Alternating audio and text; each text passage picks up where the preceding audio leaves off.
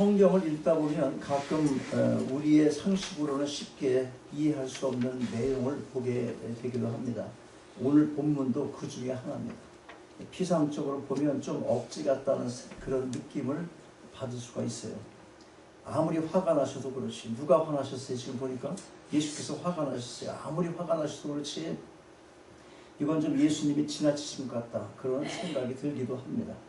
13절 보세요. 거기 보면 멀리서 잎사귀 있는 한 무화과 나무를 보시고 혹 그 나무에 무엇이 있을까 하여 가셨더니 가서 보신즉 잎사귀 외에 아무것도 없더라. 이렇게 말씀해요. 그런데 지금 이 본문 여기까지는 아무 문제가 없습니다. 근데 어디가 문제예요?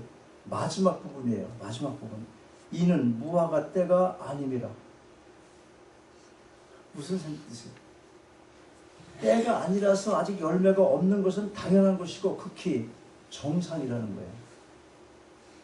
그런데 어떻게 예수께서 열매를 기대하실 수 있는지, 그리고 거기다가 저주까지 하셨으니 우리로서는 쉽게 이해가 가지 않습니다.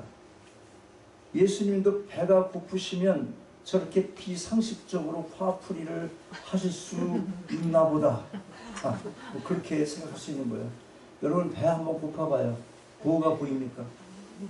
여러분이 배부르고 등 따시고 할 때 체면도 있고 자존심도 있는 거지, 정말 죽을 때가 다 돼가지고 배가 고파서 그런 경우를 하면 뭐를 가리겠어요? 무엇을?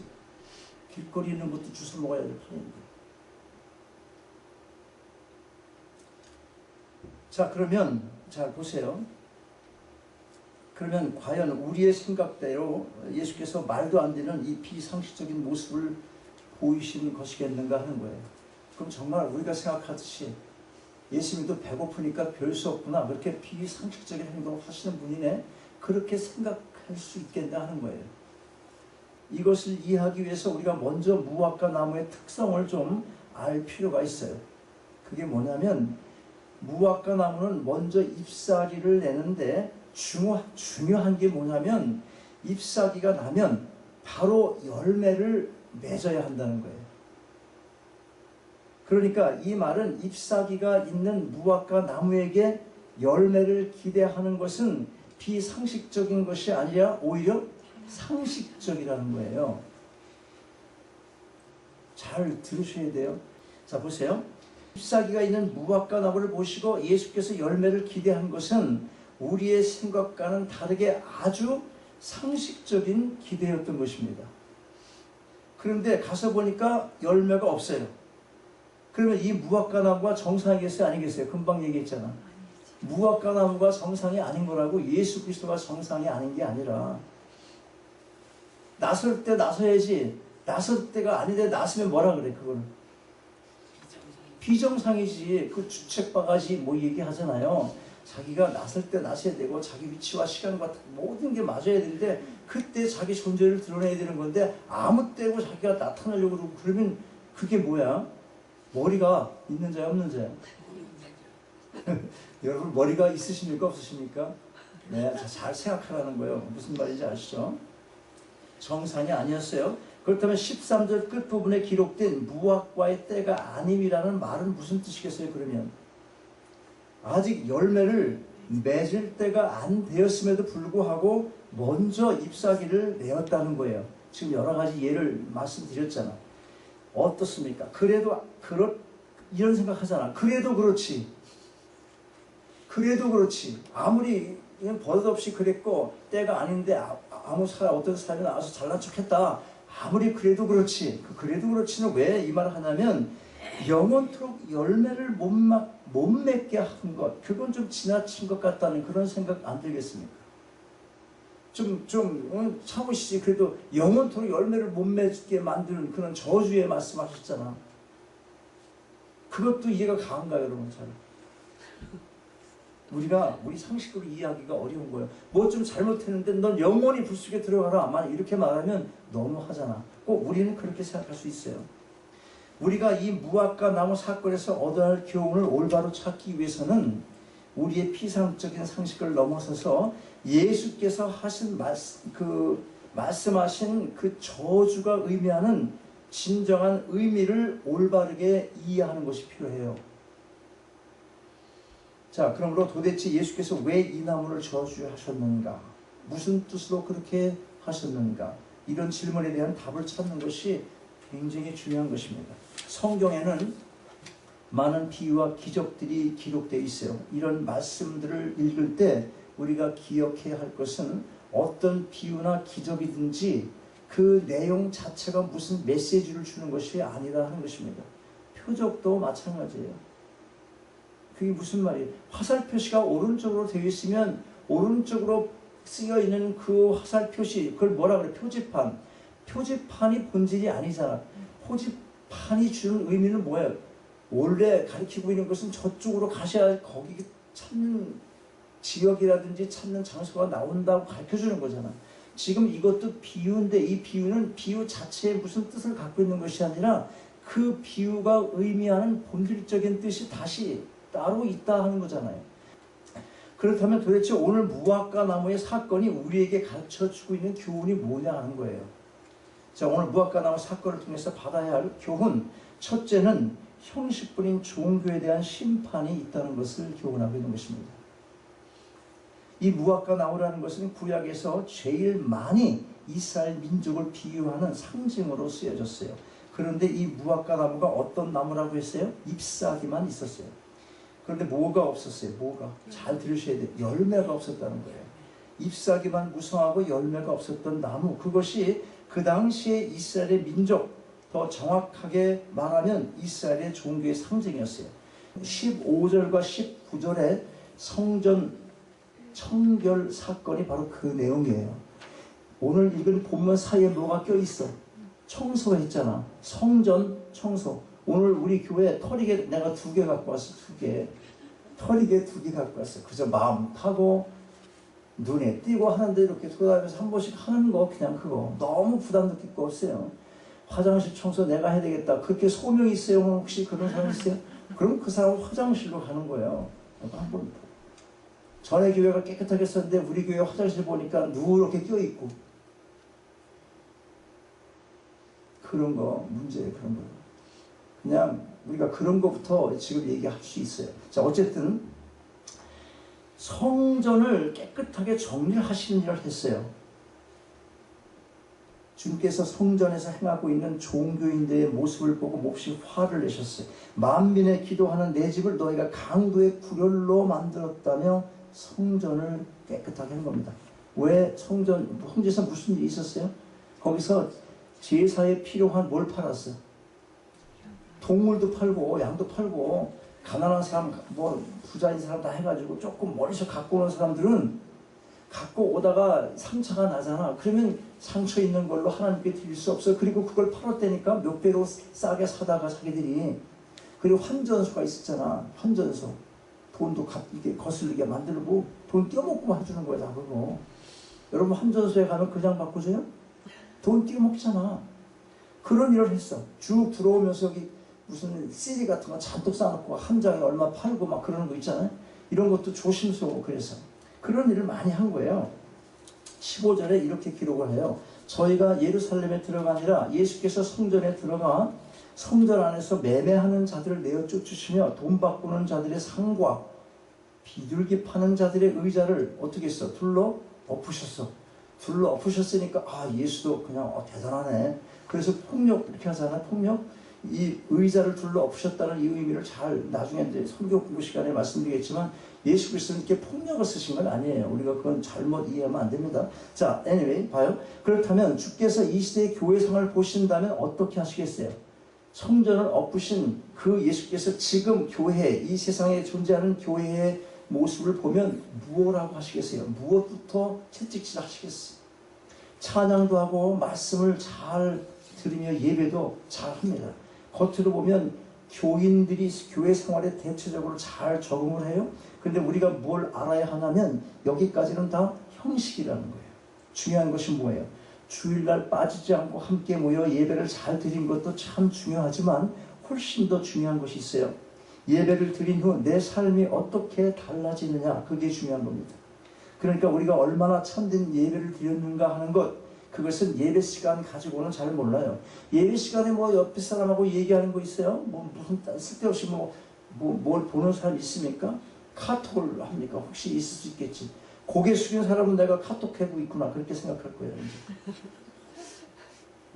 그러니까 그런 경우가 있을 수 없잖아. 보통 일반 상식적인 거에서. 그죠? 잘 드리는 거예요. 겉모습을 볼 때는.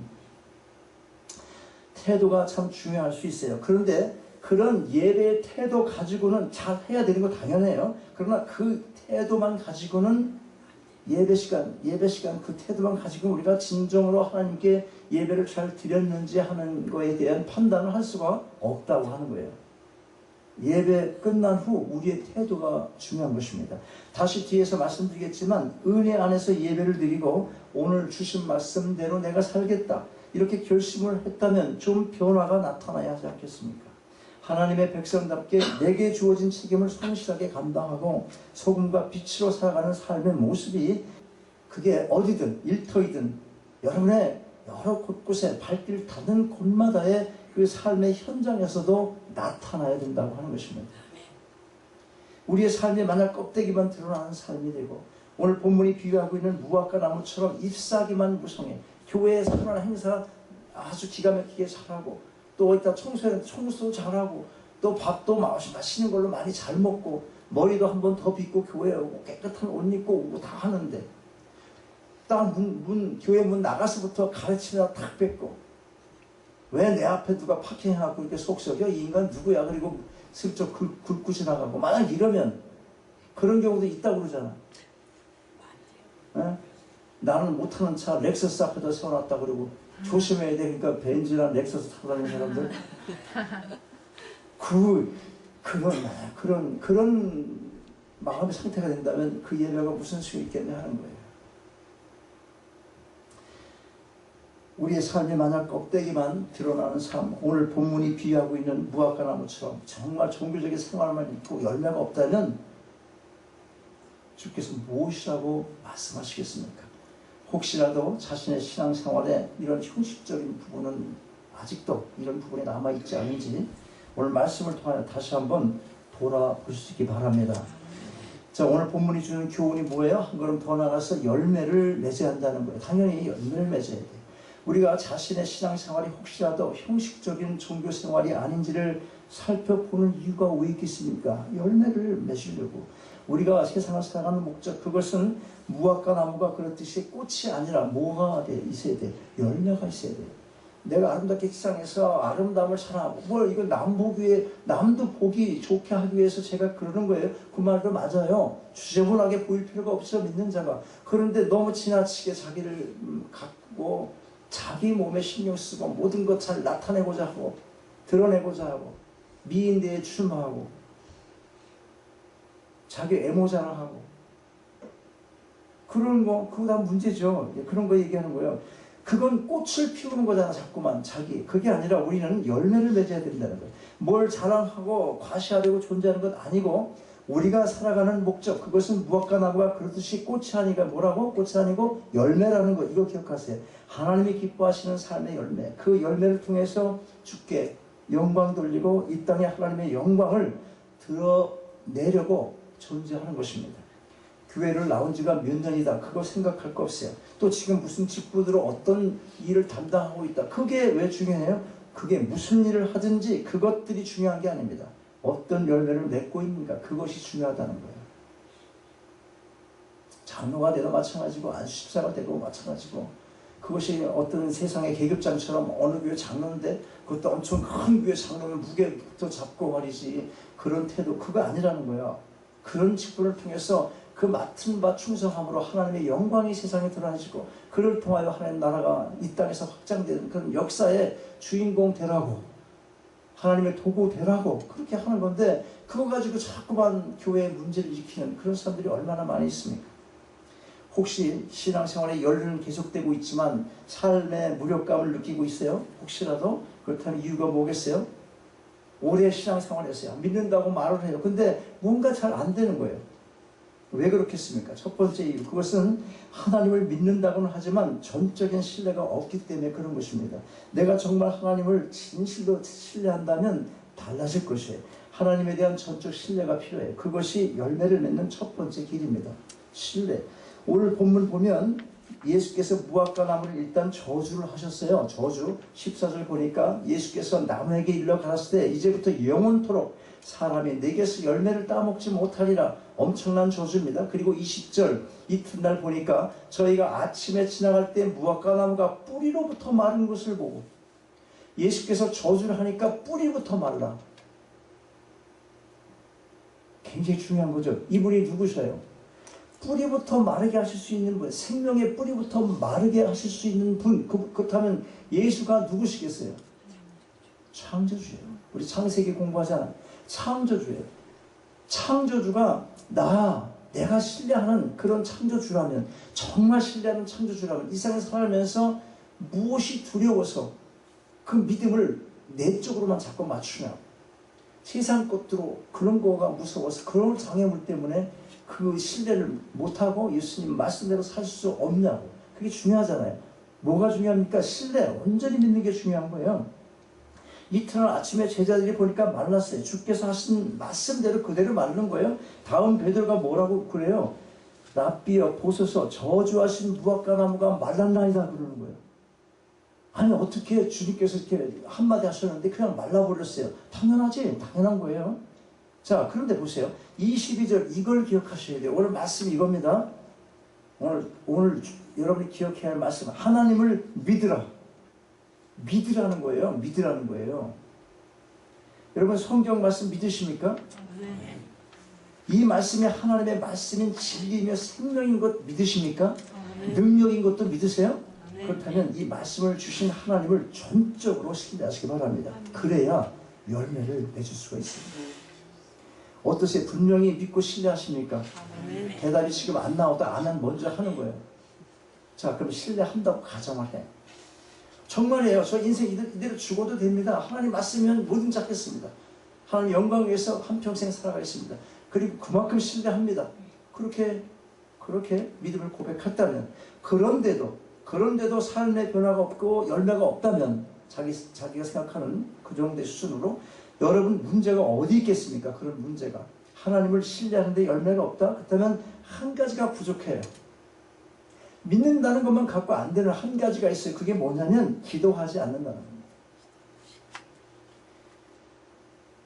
하나님께서는 나를 믿고 살아가는 건 좋은데 네가 날 믿는다고 내가 그냥 막 주는 게 아니야. 그렇게 말씀하시잖아. 구하라 찾으라 믿는 자. 그렇게 구하는 자에게 내가 주겠다. 아까 보니까 산도 이산 옮길 수 있는 믿음, 그걸 구하면 그렇게 하겠다고 말씀하셔. 우리는 산을 옮길 이유가 없잖아. 그러니까 그런 기도는 못해. 옮겨야 될 이유가 없으니까. 그러나 아이 잘 자라게 해주세요. 기도할 수 있어 없어? 하죠.